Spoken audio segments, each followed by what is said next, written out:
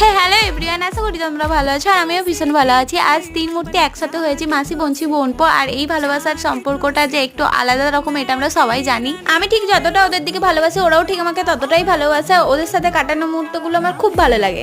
তোর তো এখনো ছোট, বলতে গেলে ও এই সেদিনের ছেলে, ও জানে না আমি ওর কে হয় বা ওই বা আমার কে হয়, তাই ওর থেকে আমি অতটাও পাই না, জানি না বড় হলে কি হবে।